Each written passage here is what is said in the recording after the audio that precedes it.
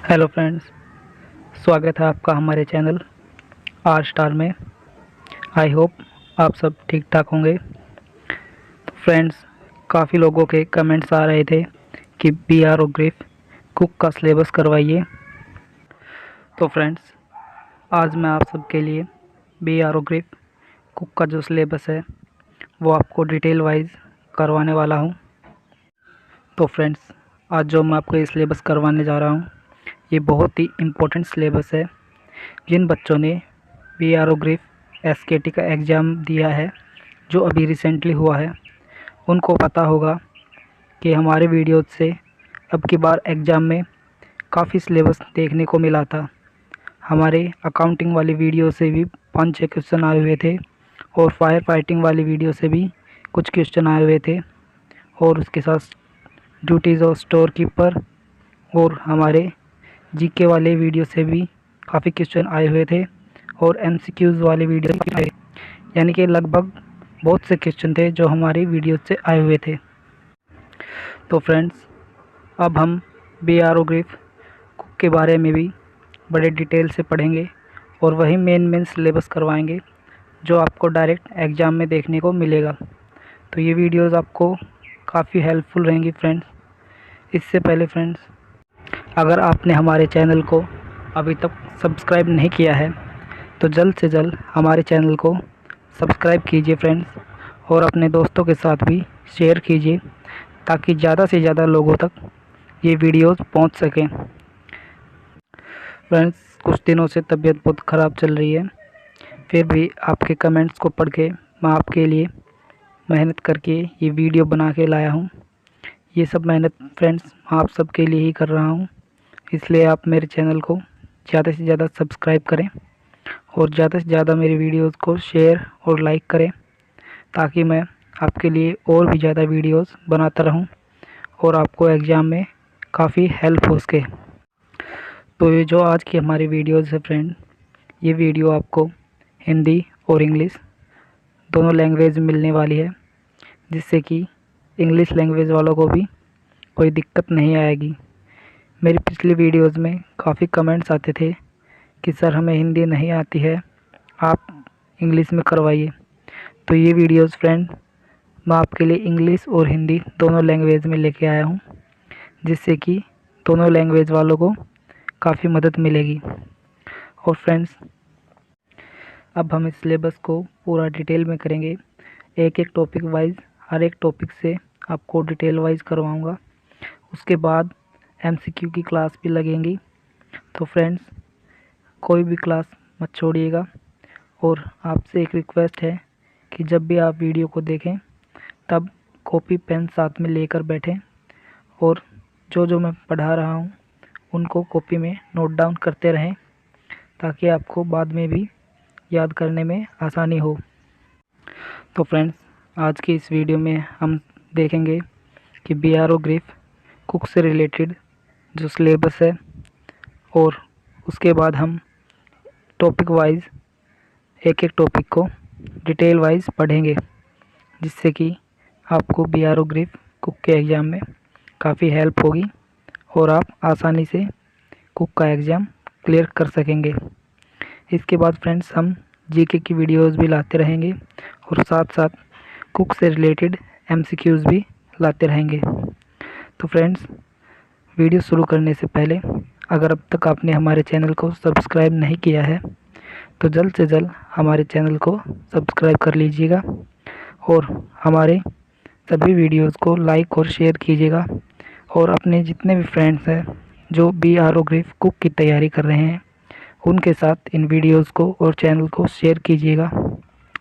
और फ्रेंड्स, मैं बीआरओग्रिफ कुक के नाम से प्लेलिस्ट में एक अलग से प्लेलिस्ट भी बना दूंगा, जिससे कि आपको बीआरओग्रिफ कुक से रिलेटेड सभी वीडियोस मिल जाएंगी। तो चलिए फ्रेंड्स, शुरुआत करते हैं हमारी आज की वीडियो के बारे में।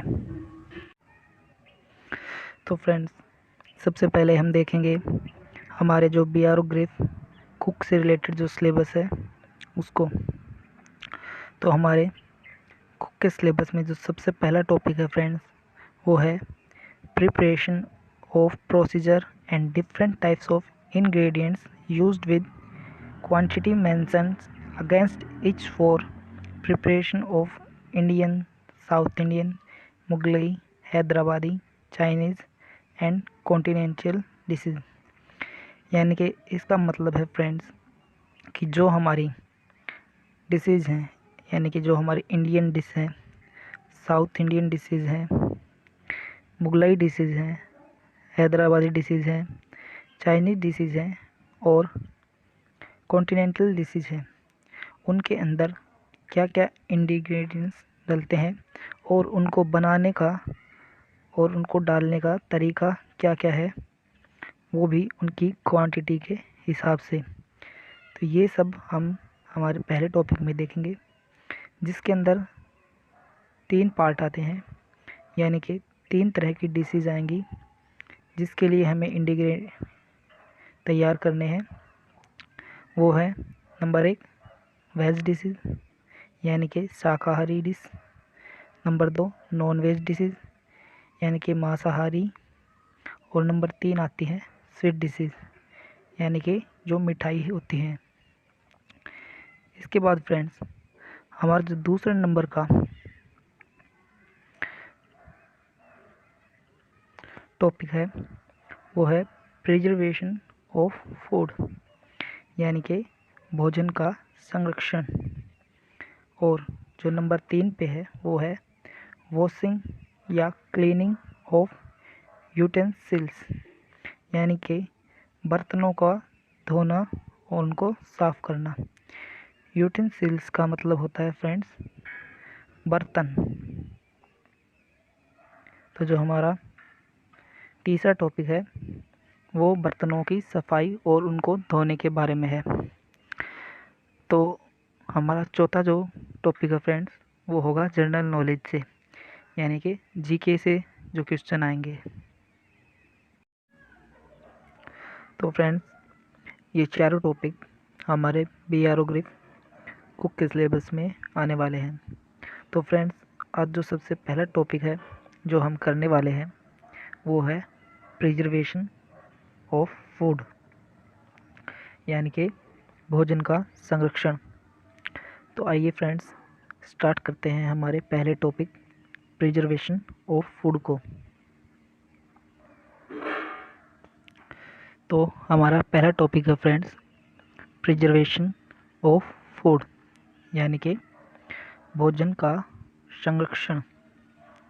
तो फ्रेंड्स सबसे पहले हमें ये समझना होगा कि प्रिजर्वेशन ऑफ फूड यानी कि भोजन का संरक्षण क्या होता है।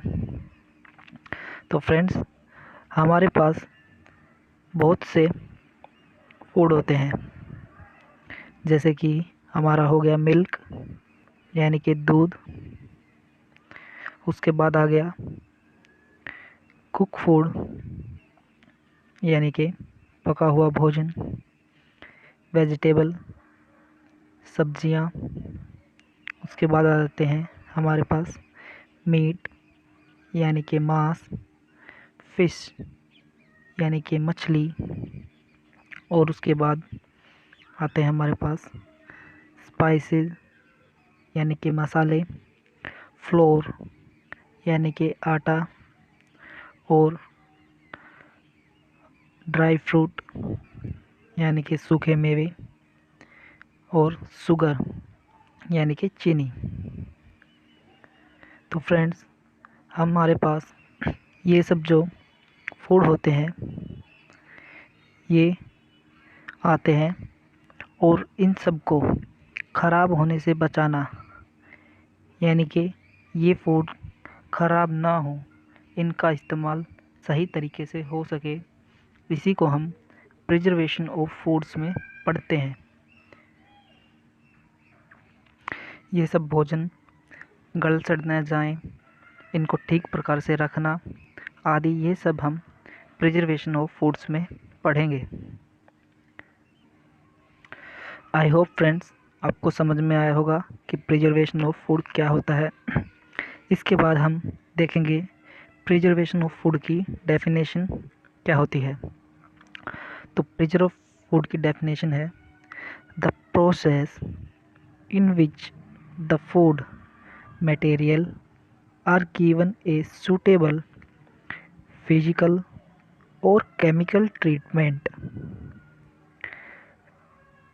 to prevent the spoilage is called food preservation. यानी कि फ्रेंड्स, वह प्रक्रिया जिसमें खाद्य सामग्री को खराब होने से बचाने के लिए उपयुक्त भौतिक और रासायनिक उपचार दिया जाता है, वह भोजन का संरक्षण कहलाता है। यानी कि फ्रेंड्स, आसान शब्दों में देखें तो फूड ऑफ प्रिजर्वेशन एक वह प्रक्रिया है जिसमें भोजन को भौतिक या रासायनिक कोई भी चीज़ें इस्तेमाल करके खराब होने से बचाया जाए, उसे हम भोजन का संरक्षण कहते हैं।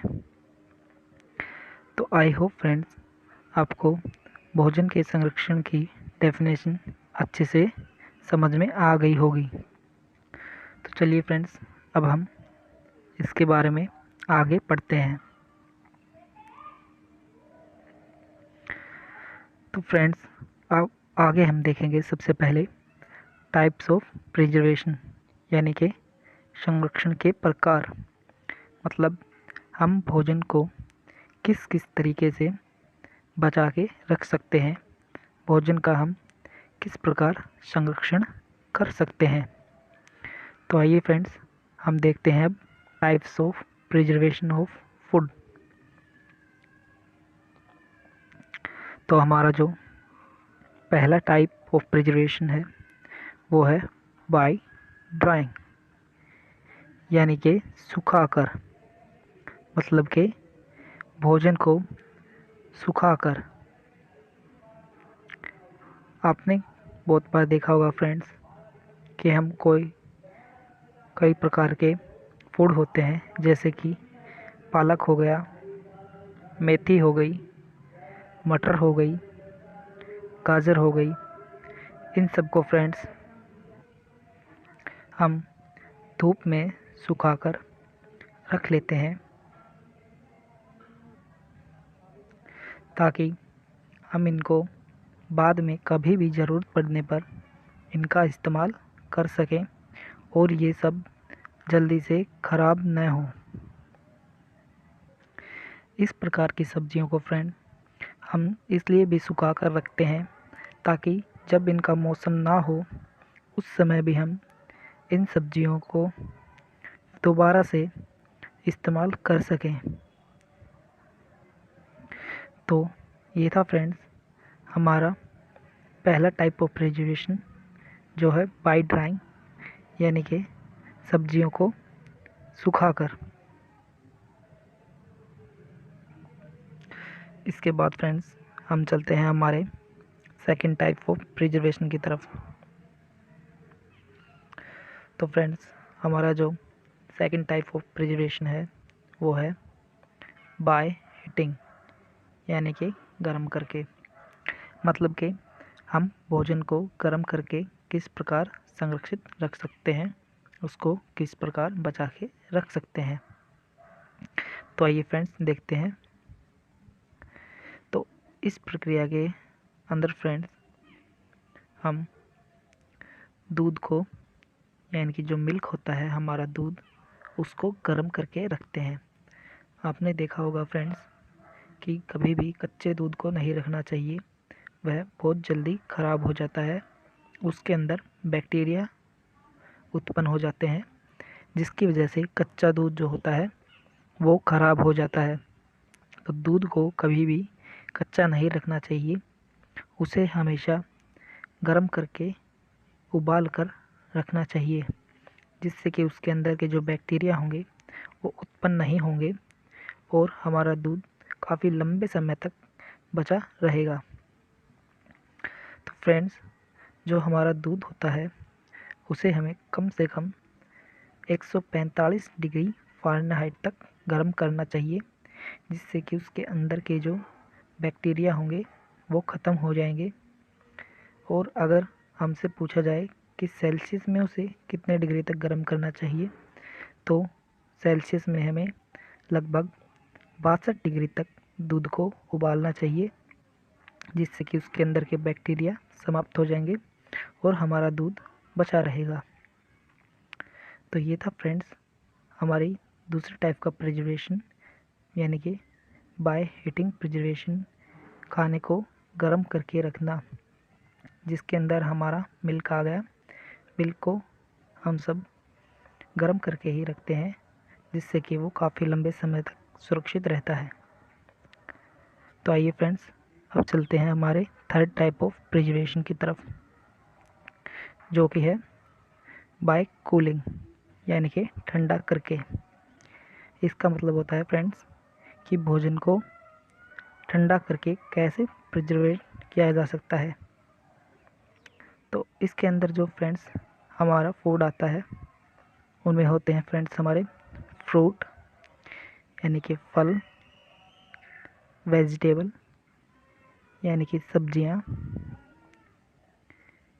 फिर आता है हमारा मीट यानी कि मांस, उसके बाद हमारा आता है कुक्ड वेजिटेबल यानी कि पकी हुई सब्जियां, यानी कि जो सब्जी हमने बना ली है वह सब्जी।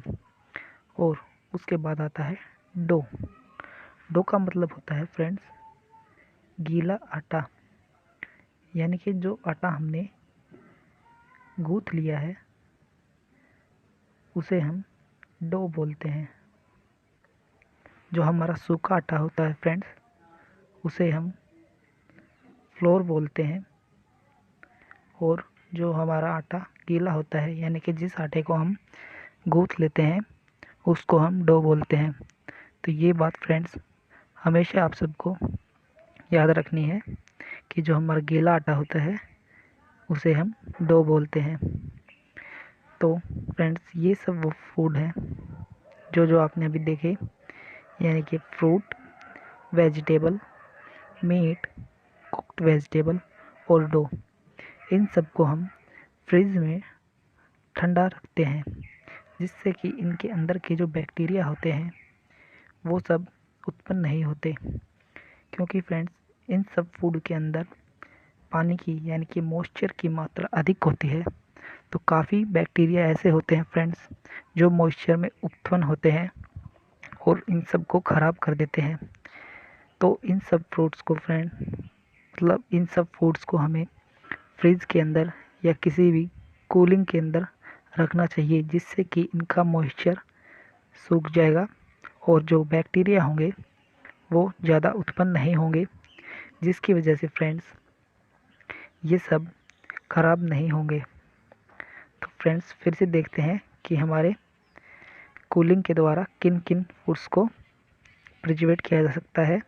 वो है फ्रूट यानी फल, वेजिटेबल यानी सब्जियां, मीट यानी मांस, कुक्ड वेजिटेबल यानी पकी सब्जियां और डो यानी कि गीला आटा। तो ये सब वह भोजन है फ्रेंड्स जिनको हम कूलिंग के द्वारा सुरक्षित रख सकते हैं। तो आई होप फ्रेंड्स आपको ये सब समझ में आ रहा होगा। फ्रेंड्स आप इन सब को कॉपी में नोट डाउन करते रहिए, ताकि आपको बाद में पढ़ने में आसानी हो। और अगर कोई बात आपको समझ में नहीं आए फ्रेंड्स, तो हमको कमेंट करके आप पूछ सकते हैं, हम आपकी हर एक डाउट को क्लियर करेंगे। तो आइए फ्रेंड्स चलते हैं हमारे नेक्स्ट प्रिजर्वेशन की ओर, जो कि है मस्टर्ड ऑयल और विनेगर, यानी कि तेल और विनेगर के द्वारा। तो फ्रेंड्स आपने देखा होगा कि हमारा जो पिकल होता है, पिकल यानी कि अचार, अचार में हम तेल और विनेगर को डालकर रखते हैं, जिससे कि जो हमारा अचार होता है वो काफ़ी लंबे समय तक सुरक्षित रहता है और हम उसको काफ़ी लंबे समय तक खा सकते हैं। तो ये भी हमारी एक विधि है फ्रेंड्स, मस्टर्ड ऑयल और विनेगर को डालकर हम किसी फूड यानी कि अचार को लंबे समय तक सुरक्षित रख सकते हैं। इसी के साथ साथ फ्रेंड इसके अंदर साल्ट भी डलता है। साल्ट से भी ये काफ़ी लंबे समय तक सुरक्षित रहता है। साल्ट का मतलब होता है फ्रेंड्स नमक। तो साल्ट का मतलब होता है फ्रेंड्स नमक, यानी कि हम तेल, साल्ट और विनेगर को डालकर किसी फूड को उसका अचार डाल सकते हैं और उसको काफ़ी लंबे समय तक प्रिजर्वेट करके रख सकते हैं। आपने देखा होगा फ्रेंड्स कि घरों में हम मोस्टली गाजर का या किसी और चीज़ का जैसे नींबू का, आम का अचार डालते हैं तो उसके अंदर हम तेल, नमक और विनेगर का इस्तेमाल करते हैं, जिससे कि हमारा जो अचार होता है वो काफ़ी लंबे समय तक सुरक्षित रहता है। तो आई होप फ्रेंड्स आपको ये सब समझ में आ रहा होगा। तो आइए चलते हैं हमारे नेक्स्ट प्रिजर्वेशन की ओर, जो है एयर टाइट पैक्ड, यानी कि पैक करके हम भोजन को किस प्रकार सुरक्षित रख सकते हैं। तो हमारे एयर टाइट पैक के अंदर आते हैं फ्रेंड्स स्नैक्स, यानी कि जो हमारे स्नैक्स होते हैं उनको हमेशा हमें एयर टाइट बॉक्स में या पैकेट में पैक करके रखना चाहिए। तो जो हमारे स्नैक्स के अंदर आते हैं वो होते हैं हमारे नमकीन, इसके बाद फ्रेंड्स हमारे जो आते हैं चिप्स,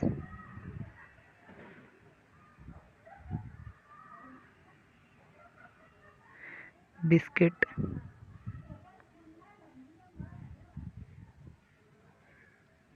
तो ये सब वो फूड्स हैं फ्रेंड जिनको हम किसी एयर टाइट पैकेट या डब्बे में बंद करके रखते हैं, जिससे कि ये सीलन ना पकड़े, बाहर का मॉइस्चर इनको ख़राब न कर दे। इसलिए इन सब को हम एक एयर टाइट डब्बे या पैकेट के अंदर बंद करके रखते हैं, जिससे कि काफ़ी लंबे समय तक सुरक्षित रहें। इसके बाद फ्रेंड्स हमारे जो आते हैं वो होते हैं स्पाइसेस, यानी कि मसाले। हमें मसाले भी किसी एयर टाइट बॉक्स में बंद करके रखने चाहिए, ताकि बाहर के मॉइस्चर को वो न सोखें और वो सूखे ही रहें, यानी कि वो गीले ना हो। अगर वो गीले हो गए, उन्होंने बाहर का मॉइस्चर पकड़ लिया, तो मसाले पूरी तरह ख़राब हो जाएंगे और हमें इन सब को बचा के रखना है। यही हमारे प्रिजर्वेशन ऑफ फूड के अंदर आता है। तो हमें स्पाइसेस को भी एक डब्बे के अंदर, एयर टाइट डब्बे के अंदर बंद करके रखना चाहिए। उसके बाद आता है फ्रेंड्स हमारा फ्लोर, यानी कि आटा। जो हमारा सूखा आटा होता है उसे हम फ्लोर बोलते हैं। तो फ्रेंड्स जो हमारा सूखा आटा होता है उसे भी हमें हमें जो हमारा फ्लोर आटा होता है उसको भी एक एयर टाइट बॉक्स के अंदर बंद करके रखना चाहिए, या किसी ड्रम के अंदर बंद करके रखना चाहिए, ताकि वो बाहर की सीलन या मॉइस्चराइज़र को न पकड़े और काफ़ी लंबे समय तक चलता रहे और इसके अंदर किसी प्रकार का कोई बैक्टीरिया भी उत्पन्न ना हो। इसके बाद हम आते हैं फ्रेंड्स ड्राई फ्रूट, यानी कि सूखे मेवे। सूखे मेवों के अंदर हमारे आते हैं फ्रेंड्स जैसे काजू, बादाम, किशमिश, पिस्ता आदि। ये सब सूखे मेवों के अंदर आते हैं। तो जो हमारे सूखे मेवे होते हैं फ्रेंड्स, उनको भी हमें किसी एयर टाइट बॉक्स में बंद करके रखना चाहिए, जिससे कि वो लंबे समय तक सुरक्षित रहें, ख़राब ना हो। उसके बाद आता है हमारा फ्रेंड्स शुगर, यानी कि चीनी। हमें चीनी को भी किसी एयर टाइट बॉक्स या ड्रम के अंदर बंद करके रखना चाहिए, ताकि वो भी बाहर की सीलन या मॉइस्चराइज़र को ना पकड़े और बाहर से कोई चींटी वगैरह भी चीनी में न घुस पाए, जिससे कि चीनी काफ़ी लंबे समय तक सुरक्षित रहे और हम चीनी का इस्तेमाल अच्छे से कर सकें। तो यही सब फ्रेंड्स हमें हमारे प्रिजर्वेशन ऑफ फूड के अंदर देखना है कि किस प्रकार से हम किस टाइप के फूड का प्रिजर्वेशन कर सकते हैं, उसको किस तरीके से बचा के रख सकते हैं। तो आई होप फ्रेंड्स आपको ये समझ में आया होगा कि एयर टाइट पैक विधि के द्वारा हम किस प्रकार से इन फूड का प्रिजर्वेशन कर सकते हैं, जिसके अंदर हमारे आते हैं स्नैक्स में हमारे आते हैं नमकीन, चिप्स और बिस्किट। उसके बाद आते हैं स्पाइसेस यानी कि मसाले जो अलग अलग तरह के होते हैं, जैसे कि सूखी लाल मिर्च, हल्दी, नमक आदि और भी मसाले होते हैं।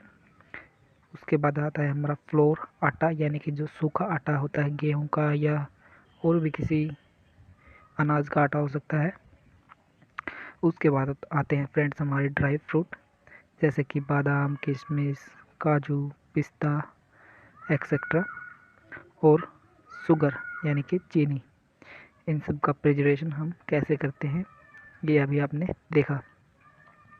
तो फ्रेंड्स आइए देखते हैं आगे। इसके बाद जो आता है वो है some important tips for preservation of food, यानी कि भोजन के संरक्षण के कुछ महत्वपूर्ण नियम। तो फ्रेंड्स हमारा जो भोजन का संरक्षण होता है उसके कुछ महत्वपूर्ण नियम होते हैं। अभी तक हमने देखा कि हम किस टाइप के फूड को किस टाइप से प्रिजर्वेट करेंगे, तो वो सब आपको अच्छे से समझ में आ गया होगा। तो अब हम देखेंगे उसके कुछ महत्वपूर्ण नियम कि हम उनको किस प्रकार संरक्षित कर सकते हैं। तो आइए फ्रेंड्स देखते हैं कुछ महत्वपूर्ण नियम जो कि हैं।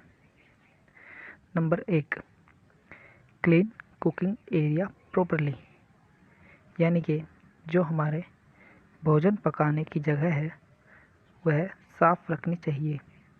जिस जगह पे हम कुकिंग कर रहे हैं, जहाँ पे हम भोजन पका रहे हैं, उस जगह को हमें पूरी तरह से साफ रखना चाहिए, ताकि उस जगह पे किसी भी तरह के कोई बैक्टीरिया, मक्खी आदि या और कोई कीटाणु उत्पन्न ना हो, जिसकी वजह से हमारा भोजन खराब न हो और हमारा भोजन सुरक्षित रहे।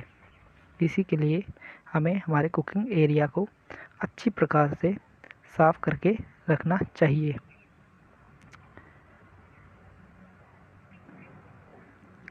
उसके बाद आता है फ्रेंड्स हमारा नंबर 2 पे रैट ट्रैप, यानी कि चूहे पकड़ने का पिंजरा। रैट ट्रैप का मतलब होता है जिस पिंजरे के अंदर हम चूहे पकड़ के रखते हैं। तो फ्रेंड्स हमें ये चूहे पकड़ने का पिंजरा हमारे कुकिंग एरिया में लगा के रखना चाहिए, क्योंकि फ्रेंड्स आपको पता है कि जहाँ पर भोजन होगा चूहे वहीं पर घुसेंगे। तो हमें चूहों को पकड़ने के लिए वहाँ रैट ट्रैप लगाकर रखना चाहिए, ताकि चूहे पहले ही उस पिंजरे के अंदर घुस जाएं और हम उनको कहीं दूर छोड़ आएँ, जिससे कि वो हमारे भोजन को किसी भी प्रकार का नुकसान न पहुंचा सके। अगर हम रैट ट्रैप नहीं लगाएंगे तो चूहे हमारे भोजन को ख़राब कर सकते हैं। तो फ्रेंड्स हमेशा कुकिंग एरिया में रैट ट्रैप लगाकर रखना चाहिए, जिससे कि हम चूहों से अपने भोजन की सुरक्षा कर सकते हैं। तो आइए फ्रेंड्स देखते हैं हमारे नेक्स्ट पॉइंट को, जो कि है sugar and salt should be kept separate, यानी कि चीनी और नमक को अलग रखना चाहिए। इसका मतलब है फ्रेंड्स कि जो हमारी चीनी होती है और जो नमक होता है उनको कभी भी एक जगह पर एक साथ नहीं रखना चाहिए। उनको हमेशा अलग अलग कुछ दूरी पे रखना चाहिए, ताकि वो आपस में गलती से मिक्स ना हो और उनको पहचानने में भी आसानी हो, जिससे कि भोजन बनाते समय हमें कोई दिक्कत न हो, या हम चीनी की जगह कहीं नमक न डाल दें या नमक की जगह कहीं चीनी न डल जाए। इसके लिए हमें चीनी और नमक को हमेशा अलग अलग दूरी पर रखना चाहिए। इसके बाद हमारा जो नेक्स्ट पॉइंट है फ्रेंड्स वो है sugar and dry fruit should be kept in a place free from fly, यानी कि चीनी और सूखे मेवों को मक्खियों से मुक्त जगह पर रखना चाहिए। यानी कि फ्रेंड्स, जो हमारी चीनी होती है और जो हमारे सूखे मेवे होते हैं जिसके अंदर काजू, बादाम, किशमिश आदि आते हैं, उन सबको हमें मक्खियों से मुक्त जगह में रखना चाहिए। आपने देखा होगा फ्रेंड्स कि चीनी और सूखे मेवों पर मक्खियाँ बहुत जल्दी आती हैं और वो उनके ऊपर बैठ के उनको गंदा करती हैं, उनके अंदर बीमारियाँ फैलाती हैं जिसको हम खाते हैं तो हमारा स्वास्थ्य भी खराब हो जाता है। तो फ्रेंड्स, हमें चीनी और सूखे मेवों को ऐसी जगह पर रखना चाहिए जहाँ पर मक्खियाँ न पहुँच सकें, यानी कि उन्हें किसी स्टोर या किसी कमरे के अंदर बंद करके रखना चाहिए, जिससे कि या उन्हें ढक कर रखें जिससे कि मक्खियाँ उनके ऊपर न बैठ पाएँ। आई होप फ्रेंड्स आपको ये पॉइंट समझ में आए होंगे।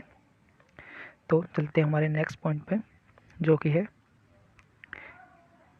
रोटी, parathas etcetera should be wrapped in silver foil paper and kept in a pot to keep the food warm। यानी कि फ्रेंड्स, जो हमारी रोटी और पराठे आदि होते हैं उनको सिल्वर फॉइल पेपर में रैप करके खाना गर्म रखने वाले पोट में रखना चाहिए। यानी कि फ्रेंड्स, जो आपने देखा होगा एक सिल्वर फॉइल पेपर आता है जिसके अंदर हम खाने को रैप करके रखते हैं, उसके अंदर हमें रोटी और पराठे आदि को रैप करके रखना चाहिए और उसके बाद उसे खाना गर्म रखने वाले पोट यानी बर्तन के अंदर रख देना चाहिए, ताकि रोटी और पराठे काफ़ी लंबे समय तक गर्म रहें और ख़राब न हों। अगर हम उनको ऐसे ही खुले में रखेंगे तो उनके ऊपर मक्खियाँ आएंगी या वो जल्दी ठंडा हो के ख़राब हो जाएगा। तो हमें फूड को काफ़ी लंबे समय तक सुरक्षित रखना है, जिसके लिए हमें रोटी और पराठे आदि को फॉइल पेपर में रैप करके खाना गर्म रखने वाले पोट में रखना चाहिए, जिससे कि वह काफ़ी लंबे समय तक गर्म और सुरक्षित रहे।